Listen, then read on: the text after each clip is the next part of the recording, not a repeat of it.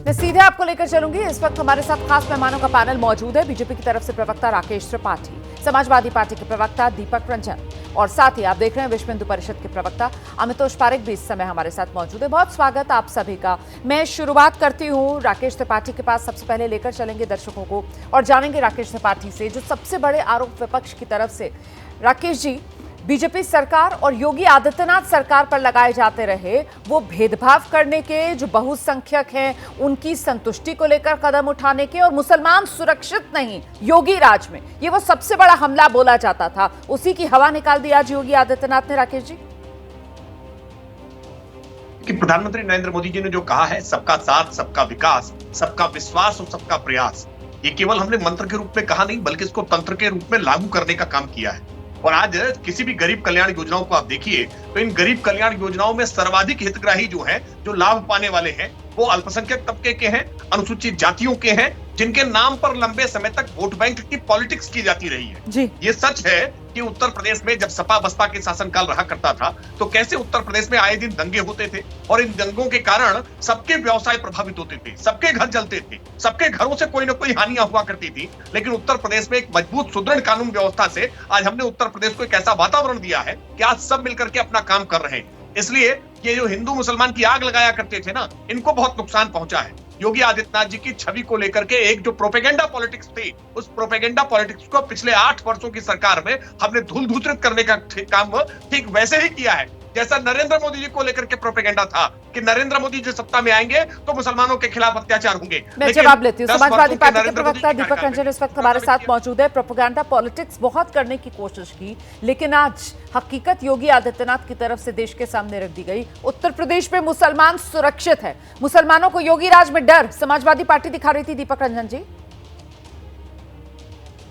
देखिए रोमाना जी, ये सरकार जो है सिर्फ जुमलेबाजी, बतौलेबाजी और बयानबाजी सही चल रही है। इनकी सरकार सिर्फ और सिर्फ डायलॉगबाजी चल रही है। आप पिछले कई बयान के उठा करके देख लीजिए आदरणीय योगी जी के, ठोक दो, मिट्टी में मिला दो, कठमुल्ले, इस तरीके का असंवैधानिक बयान जो मुख्यमंत्री दे रहा है। मुख्यमंत्री की भाषा ऐसी हो, सदन में इस तरीके की भाषा का इस्तेमाल कर रहे हैं और ये क्या कहते हैं कि सबका साथ सबका विकास की बात कर रहे हैं। अरे जनता तो छोड़ दी रोमाना जी, अब तो इनके विधायक और नेता कह रहे हैं कि बाबा को दिल्ली भेजो और उत्तर प्रदेश कोई और संभाले।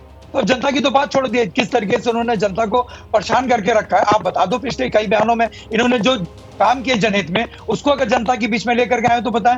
सिर्फ बतौलेबाजी, सिर्फ डायलॉगबाजी कि भाई हम कहाँ कह रहे हैं कि यहाँ पर मुसलमान सुरक्षित है। इनके कर्मों से जो दिख रहा है, इनके बयानों से दिख रहा है कि कौन सुरक्षित है कौन सुरक्षित नहीं है। सदन में कठमुल्ले का शब्द का इस्तेमाल कर रहे हैं, क्या ये संवैधानिक शब्द है?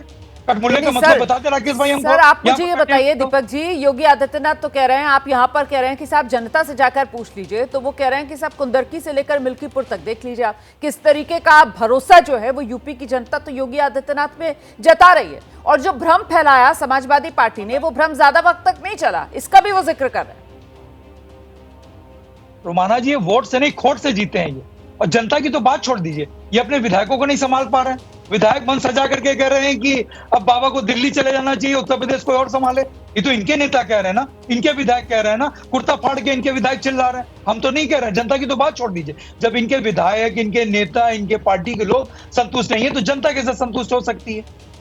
ठीक है, मैं जवाब ले लेती हूँ। राकेश जी, वो आप ही लोगों के विधायकों के बयान को उठाकर कह रहे हैं कि सिर्फ और सिर्फ बयानबाजी ये लोग करते हैं, इसके अलावा और कुछ है नहीं, जुमले देकर चले जाते हैं नेता इनके।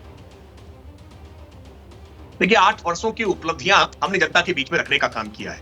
ये भारतीय जनता पार्टी की सरकार है जिसने अपनी वर्ष दर वर्ष अपनी उपलब्धियां, जब हमने 100 दिन की सरकार हुई थी तो हमने 100 दिन की उपलब्धियां रखी, 6 महीने की सरकार हुई 6 महीने की उपलब्धियां रखी। हर साल हमने अपना रिपोर्ट कार्ड जनता के बीच में रखा है। अरे याद करिए ना, अखिलेश यादव जी की 5 वर्ष का शासन जब पूरा हो रहा था तो परिवार में जंग छेड़ दी थी ताकि जनता को हिसाब ना बताना पड़े, जनता के बीच में उपलब्धियां लेकर के ना जाना पड़े। हमारे अंदर ये मादा है कि हम जनता के बीच में उपलब्धियां लेकर के जाते हैं। भारतीय जनता पार्टी के संगठन के कार्यकर्ता और सरकार के मंत्री सीधे जनता के बीच में इस समय जिले जिले स्तर पर जाकर के हम उपलब्धियां बताने का काम कर रहे हैं। अगर हमने काम नहीं किया होता तो जनता का समर्थन नहीं मिलता, जनता के बीच में जाने का हम साहस नहीं जुटा पाते। ठीक वैसा ही जैसा आप लोग किया करते थे, 5 वर्ष सपा की सरकार, 5 वर्ष बसपा से सरकार, तुमसे नाराज होंगे तो इनको ले आएंगे, इनसे नाराज होंगे तो उनको ले आएंगे, कभी जनता के बीच में हिसाब नहीं देते थे। 37 वर्षों का रिकॉर्ड तोड़ करके योगी आदित्यनाथ जी अगर दोबारा कुर्सी पर आए हैं तो वो अपने काम की बदौलत आए हैं और हमने आज कई मामलों में मॉडल खड़ा करके रखा है।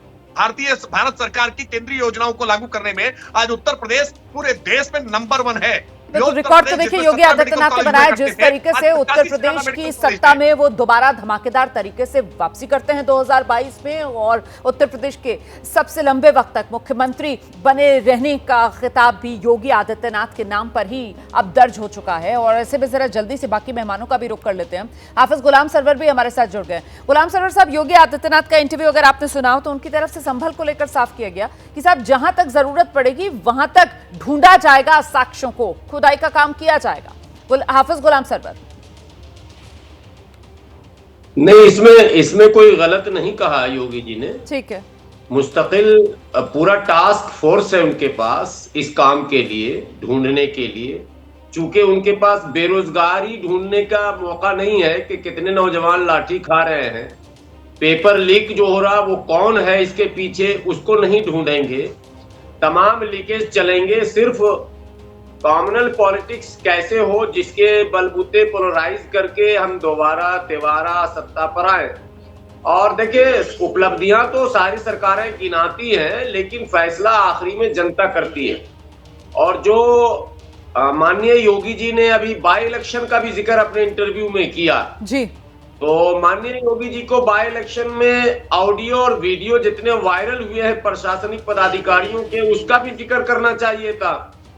जिस तरह से फोर्सफुली वोटिंग करवाया गया है वो भी लोगों ने देखा, लेकिन बहरहाल वो तो पॉलिटिकल लोगों का काम है। कुल मिलाकर जो हिस्टोरिकल डिस्प्यूट है वो सबको स्वीकार करना चाहिए। वो हम भी करते हैं बहैसियत मुसलमान होने के है, जो हुआ है अतीत में उससे इनकार कैसे किया जाएगा।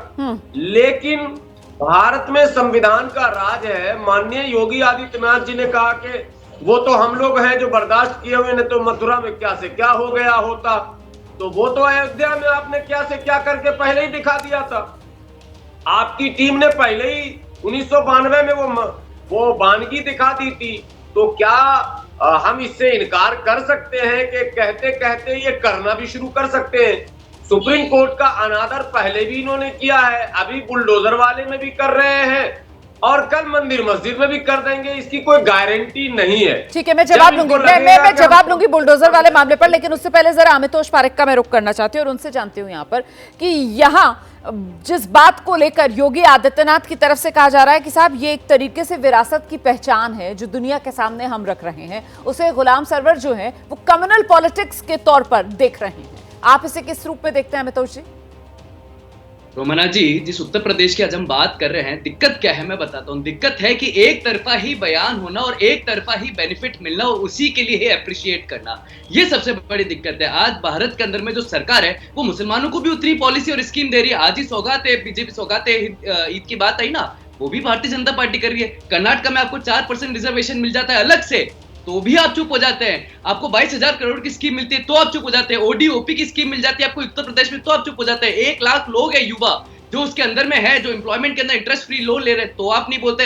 मुझे लगता है कि जिस सुप्रीम कोर्ट के हवाले का इनाम देते हैं अमितोष जी, क्योंकि आपने यहाँ पर कर्नाटक और वो 4% आरक्षण वाली बात कर दी, तो सर फिर पलटकर आरोप ये लगते हैं कि बीजेपी भी तो चुप हो जाती है ना, और बीजेपी के समर्थक भी चुप हो जाते हैं। आंध्र प्रदेश चंद्रबाबू नायडू क्या कर रहे हैं, वहां पर भी तो वो इसी तरीके से मुसलमानों को आरक्षण दे रहे हैं, वहां पर बीजेपी आवाज नहीं उठाती है, क्यों?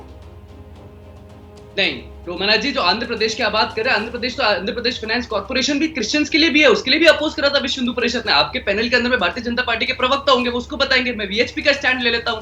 हमने हर जगह जहां पर रिलीजन के बेस पर रिजर्वेशन मिला उसको अपोज करा है। चाहे 2010 ले लीजिए, 2011 ले लीजिए, आंध्र प्रदेश का एग्जांपल ले लीजिए, तमिलनाडु का एग्जांपल ले लीजिए, कर्नाटक का उदाहरण ले लीजिए, और हाल में सुप्रीम कोर्ट ने भी कह दिया there can be no reservation on the basis of religion. लेकिन दिक्कत है कि माननीय सर्वोच्च न्यायालय की आड़ लेते हुए, एक सेकंड, सर्वोच्च न्यायालय की आड़ लेते हुए आज जो यहाँ पर आपके पक्ष में पैनल में बोलने वाले व्यक्ति है, पूछिए इनसे सुप्रीम कोर्ट ने ट्रिपल तलाक को बैन किया था, उसका स्वागत करेंगे क्या? पूछिए हिजाब is not a right of religion, उसका स्वागत करेंगे क्या? पूछिए सीए को उसने सही माना था, उसका स्वागत करेंगे क्या? अयोध्या का जब वर्डिक्ट दे दिया उसका आज तक स्वागत नहीं कर रहे। मुझे लगता है ये कम्युनल पॉलिटिक्स नहीं है। अगर आप एक पक्ष में बोलेंगे तो आप सेक्युलर कहलाएंगे और आप दूसरे पक्ष की आवाज उठाने लगेंगे तो आप रेडिकल कहलाएंगे।